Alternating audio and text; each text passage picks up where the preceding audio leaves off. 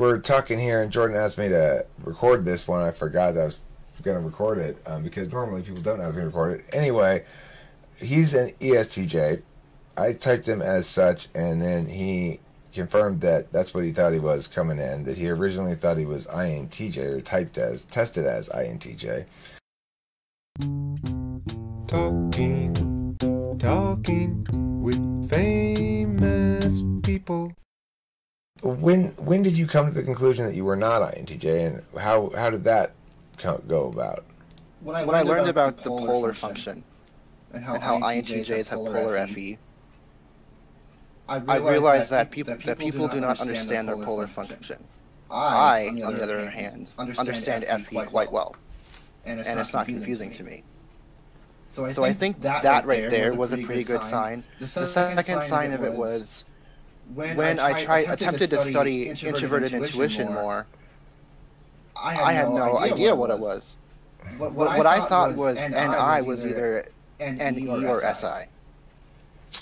Right. I've noticed a few instances of NI polar in my dad, but one thing I've also noticed is it's very difficult for us to recognize instances of us behaving in our polar, displaying our polarness, because we're so blind to it, regardless of what it is. The experience of NI polar sometimes expresses as not accepting or understanding which thing is determinate. So it's like, let's say you went to a party or something and you had a big piece of spinach, like the size of most of your cheek, okay, stuck to your cheek, okay, like a big ass piece of spinach, all right. It still had some dressing on it, and maybe like an olive was stuck to it as well. And so you're chatting to people, and everybody keeps looking at you funny, right? And then, you know, after a little while, you go, I guess these people just don't really like me, and I don't know, everyone keeps looking at me funny and stuff, and I'm just going to leave. And then later on, you get home, and you see in the mirror that you've got this massive piece of spinach on your face. Now, this is a perfect example of NI polar. An NI polar person will go, I wonder why those people were looking at me funny. It could have been the spinach, but it could have been that my shirt was unbuttoned, one too many buttons, or maybe my shoes were one of my shoes is a little scuffed, or it could be a combination of all those factors. That to me would be a hyperbolic example of NI polar. I think even an NI polar person would go, no, it's the spinach. Yeah. I think I have an example of that. All right. I was hoping you would. So I don't want to, or maybe I do, but so this has to do with a romantic situation. Okay. In which I was with somebody with whom I highly suspect is either an INFJ or an ENFJ. She claims to be an ENFJ, but I don't see the FE implicit value. Anyway, so I really liked her, and her and I spent a lot of time together one day, like a couple weeks ago. And then a couple days later, she turned me down. And to me, it's like, I have absolutely no idea why the heck she decided to turn me down. So I thought to myself, okay, what are the possible reasons for why this could have happened? Was it because I kept asking too many questions? Is it because I didn't shave or something? Is it because I was wearing the wrong shirt? Did you vomit in her face?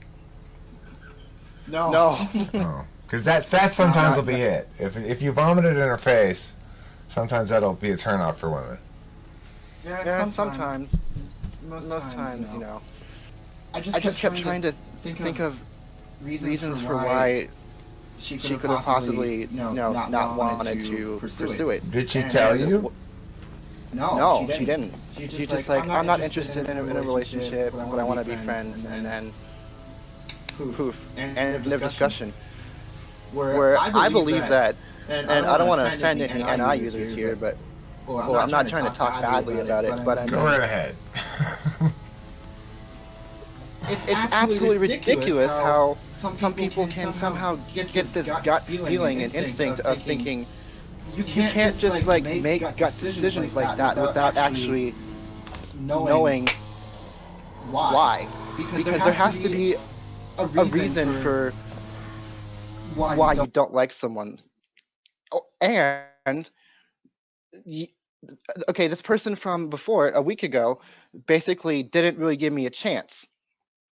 So she wasn't able to see like what I was worth, like what I was able to, provide her in a relationship.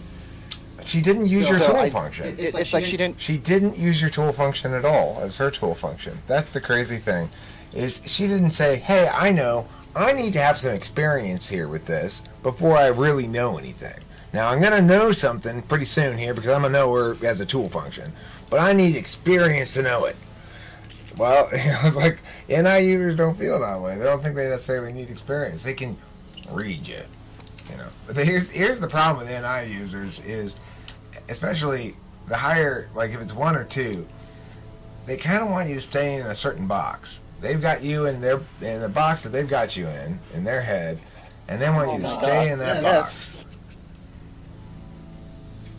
It's annoying. Like my best friend and IDOM is like constantly putting people on these tiers of like how they relate to them, and it's like okay, I can. It's an interesting concept, and I even when she told me about it, I wrote it down and I conceptualized it. But yeah, I see what you're saying. So, as an ESTJ, then you've got 4th slot FI. Can you tell me a little bit about what that's like? When I was in 8th grade,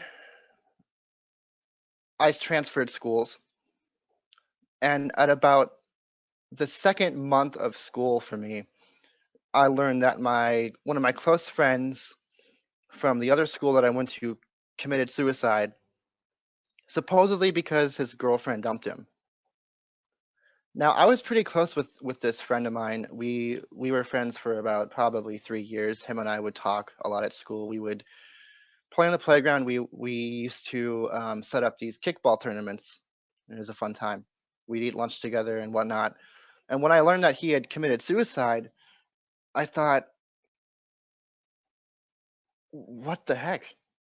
You're really going to give up your entire life over something so small and, quite frankly, somewhat meaningless, just because of that stupid reason? And I wasn't really sad about it, but I was more like, well, that's a shame. I had a similar experience when I was in my early 20s, where I didn't seem to quite get the whole like emotion thing at all. Nowadays, I do feel sad sometimes. It doesn't stick to me very much because I just think about other things pretty quick. But I know you may wait a little bit before drawing too firm conclusions about the paucity of emotions. They seem to come in a little bit later for those who have it lower. How damp are they? From a scale of moist to wet, how damp are they? I'd say they're either or. Either they're really dry or they're really wet. There doesn't seem to be an in-between. Kind of like a spigot. Yeah. Kind of like a spigot with a binary twister. Yeah, that would suck. That would be incredibly irritating. So, now, according to Socionics, and I agree with this, you should feel most satisfied when you get to exercise some NE, when you realize, I guess, ideation and creativity. Do you feel as though that's true for you, or? So it was 2017. It was about January, and I was feeling this. I think this was one of my instances of being thrown into FI pretty head first. Found this this notepad software website thing. It's called Wattpad, in case you're wondering. And I just wrote down a bunch of emotional emotional stories and like stories that somewhat related to what I was going through, and I felt really good about that.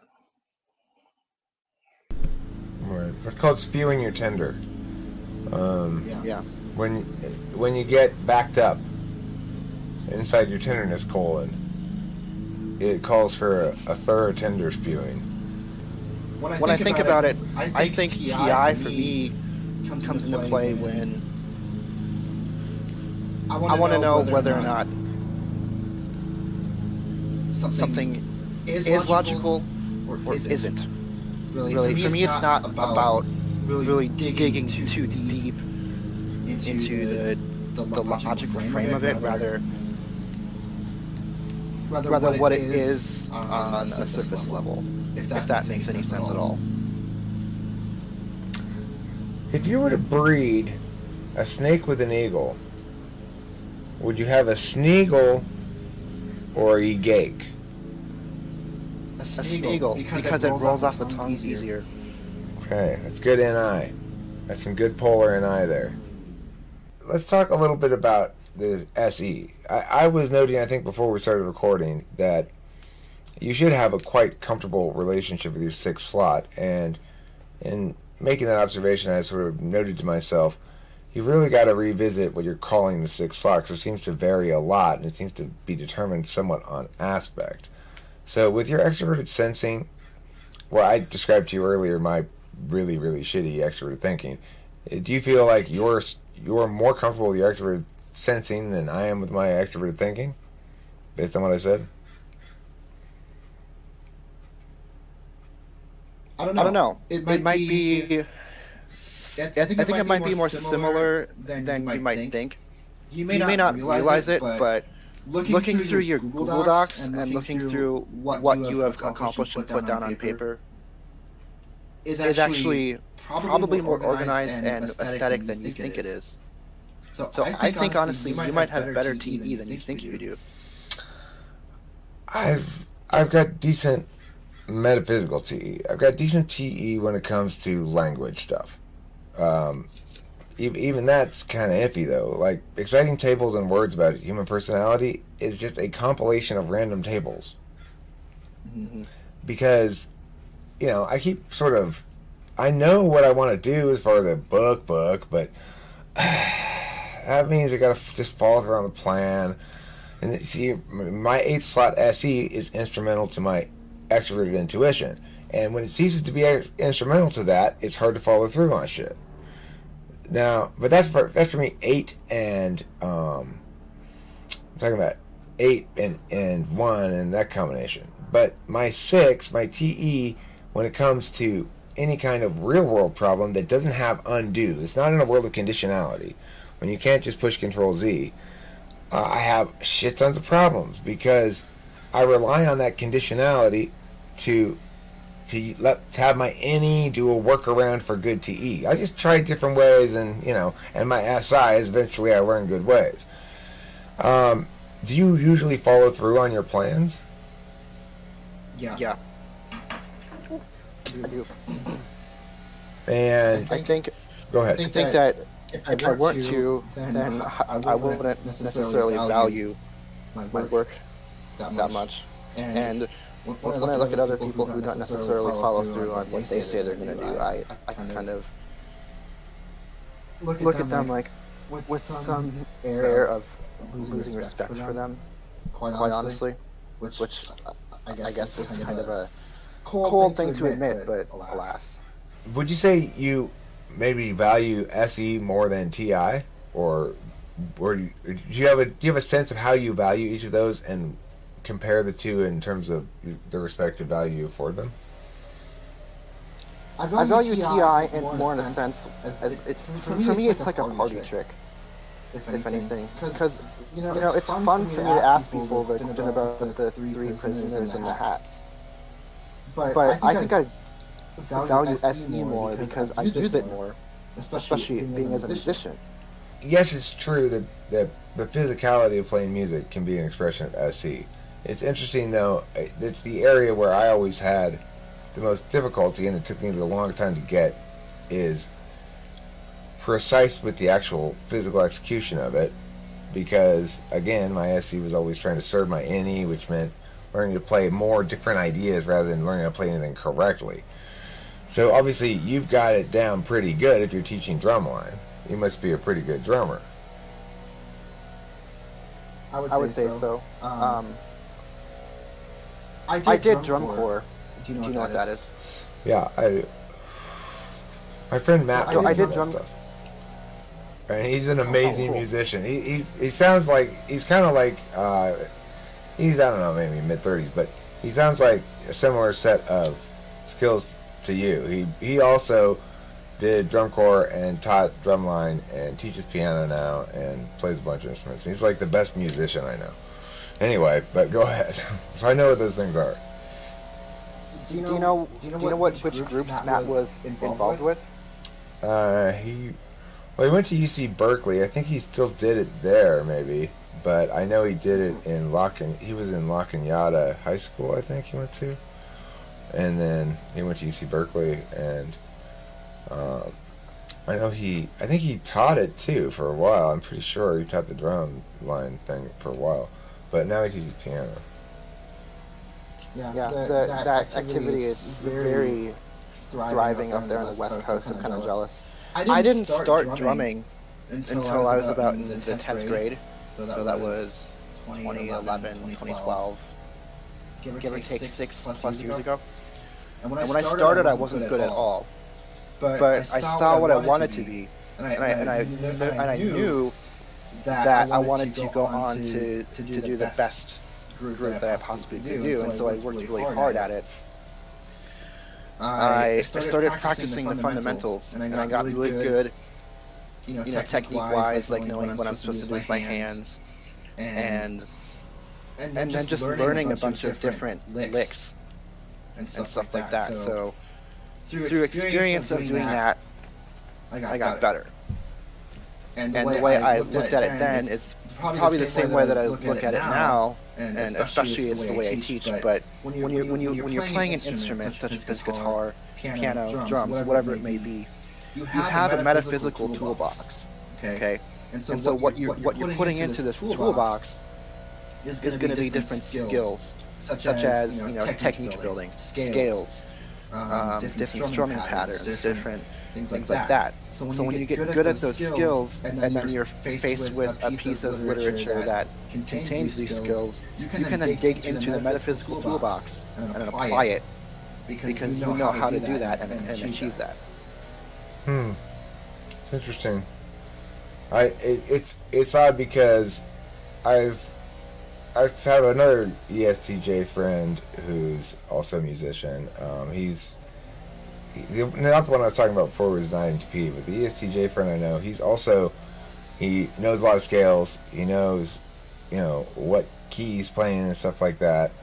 And I think he would totally agree with you. But whereas I don't really think of myself as having any kind of metaphysical toolbox, except I just think I've got songs. Like I've got a catalog of songs, but it's not really a toolbox, except I kind of know how to play the guitar.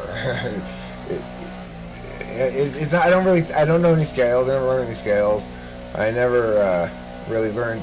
I did take a couple of lessons for finger picking, but anyway, it's an entirely different approach. It's fucking gardeners, god damn it. So the socionics says that you should end up with an FI dom. What do you think about that? What do I think of that?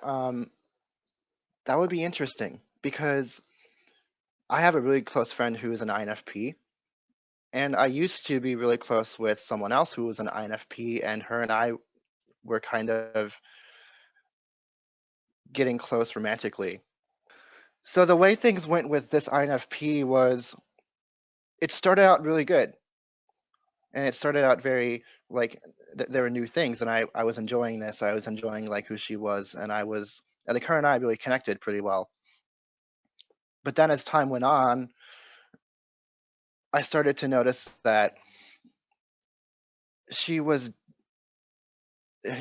it just seemed like the way she was viewing the world and feeling about things, and basically being upset at the littlest things and taking things too personally, because whenever she would present me with a problem or vent to me, I of course either wanted to explain to her why she shouldn't feel that way, and that the way she's feeling is kind of ridiculous and not really helping her at all. Or solve the problem. That's the other option. Right. And so that's gotten men in trouble throughout all of history. Yeah. But then again, I feel as though I was a good listener sometimes, but in my brain it was just like, please just let me give you advice. Please just let me talk. Please let me help you. Not be so feeling moist, tenders, etc. Problem admiration. Problem admiration is very frustrating. I think it's probably true for all T types. I hate it when people want me to join them in problem admiration. Come, let's admire this problem together. I'm going to say some bad, negative things. Don't you say anything positive in return, Eric, and don't you solve it. You stand there and go, ooh, that's a nasty problem. Oof. Gosh. And we'll both stand around and talk about how shiny the problem is. I hate that shit.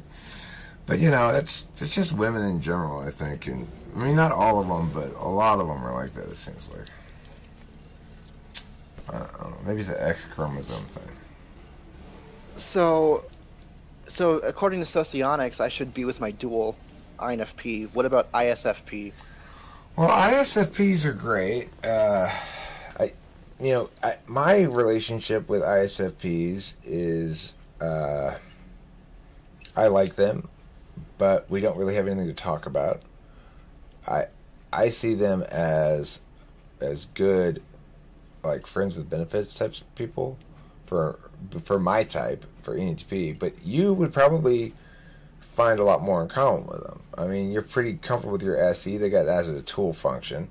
You're seeking FI. They got FI, and they're not gonna ideate you to death about their feelings, which is probably what annoys you. It's like, to you, the FINE user is just using NE wrong. You're not getting any satisfaction from them ideating about how their bad feelings are bad. I mean, just, take it out back to the wine disposal unit and fucking dump your whining out there. I don't want to hear it.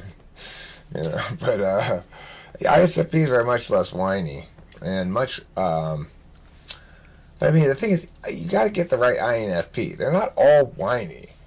There's that's so true. The ones who are most successful, I think, have learned how to establish the most strict boundaries. So they let people in the least, and therefore they get the least amount of damage. And when you get in close, their expectations are going to be more reasonable as a consequence. But ISFPs, you definitely have to deal with a lot less language, and at the end of the day, they'll just be like, okay, well, here I have a lot of feelings, so let's fuck. Which is a lot easier to deal with. And I have a lot of feelings, so let's talk some more about our feelings. I've got feelings, you've got feelings. I'll talk about them, then you talk about them. And then when we get the whole room will be humidified. The danas will be floating around as a thin mist, and it'll keep our cigars fresh. I have a close INFP friend. He's a musician like I am. Of course, he approaches music differently. I approach it in a very disciplined way.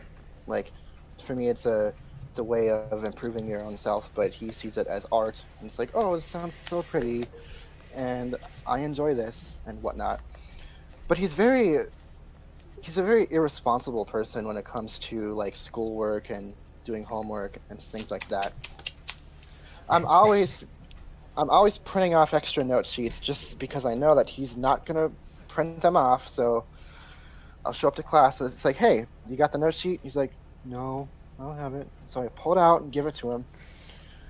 and then he'll just be sitting in class, either like on his phone or not paying attention. And so then after class, I'm gonna have to be like, so what'd you learn? He's like, man, I don't know. It's like, all right, let's get the whiteboard.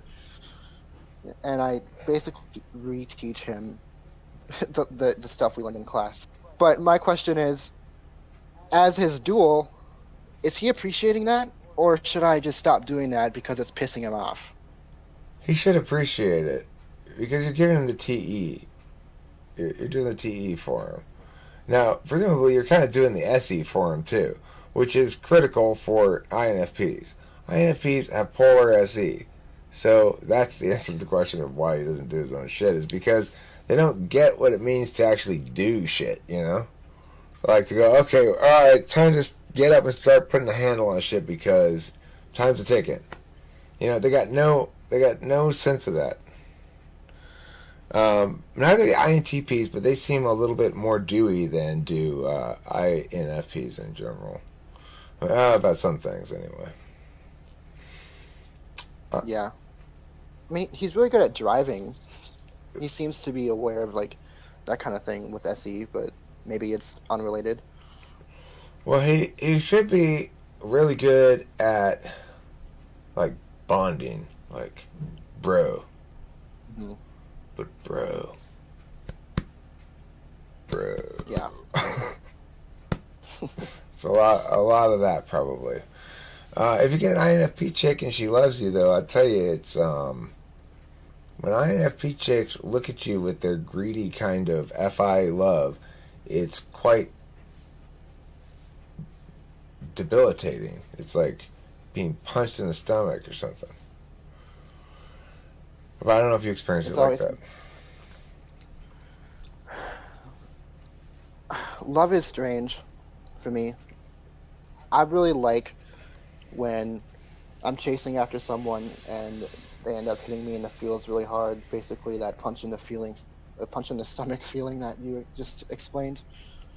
I enjoy that, but and somehow if a girl makes it easier for me to, you know, achieve a relationship with them, then somehow the novelty isn't quite there because I didn't need to work as hard. What can you say about that? Well, I mean, for something to be viable with your implicit value, it's got to basically be a problem. That's what it means to be a TE Dom.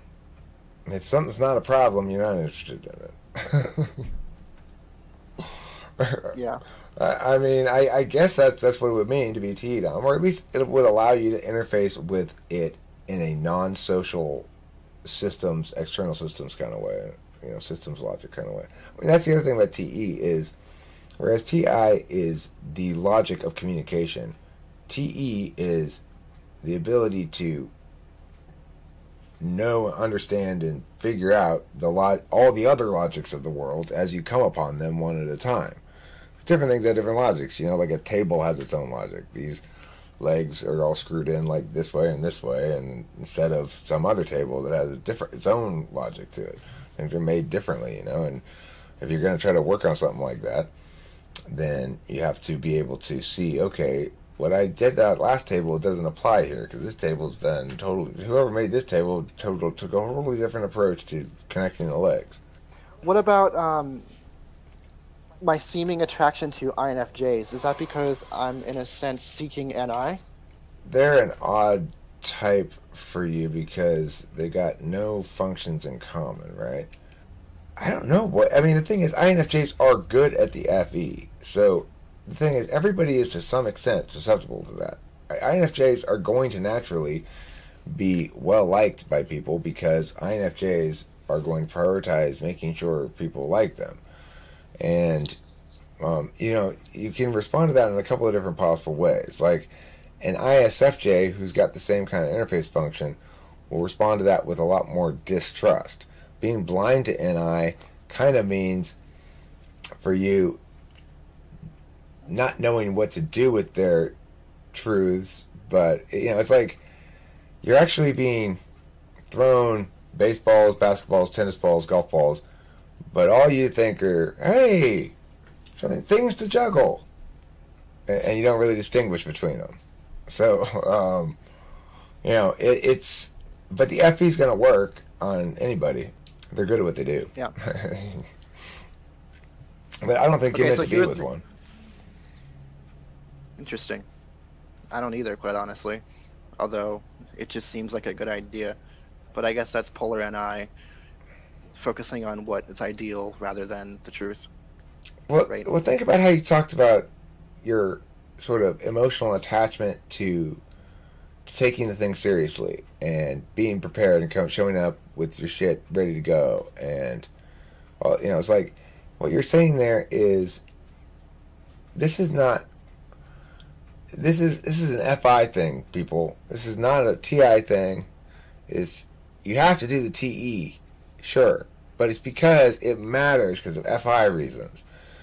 So I think ultimately you want somebody to share that foundational worldview with you, and an FI Dom is going to have that as her nature. And if she's healthy and undamaged, which is especially difficult for FI Doms because, of course, what do all the time? They feel the weight of everything in the world as they go through existence. It seems like a fucking nightmare to me. When I feel emotions, it's like, oh God, can you imagine me in an INFP? The sheer torture. But anyway, they probably have a complicated relationship with it that I couldn't even begin to conceive of. Regardless, I think you should be with an FI person probably. You can see the FI, the well of dampness within. I can sense it. It seems to be steaming up your camera a little bit. But yeah, my camera's blurry. I don't know why. It's the dampness. Can you see that too? I can. Oh. Yeah. It's the moisture. So do you think someone who has FI in the fourth or in the first, which one of those two is going to be more, or be able to express their inner emotions better? Well, express. The FISE is not going to express their emotions in a lot of words. They'll display them, though. You'll be able to see if they're happy or unhappy, or fucking cats. Kitty, stop it! Stop! Fucking stop fighting! Hey! What's going on out here, kitties? Stop fighting! They need more FI.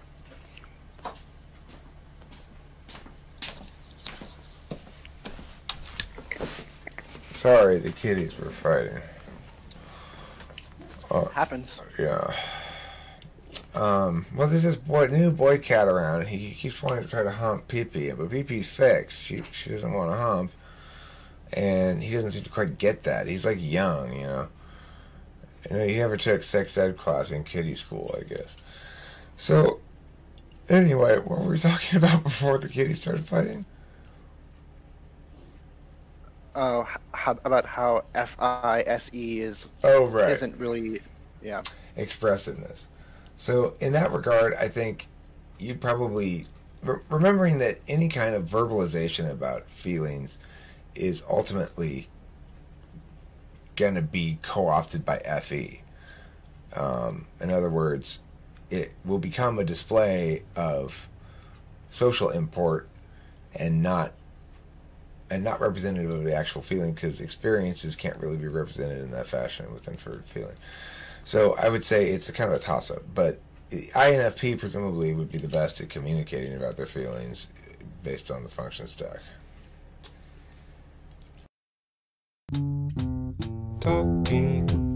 Talking with famous people.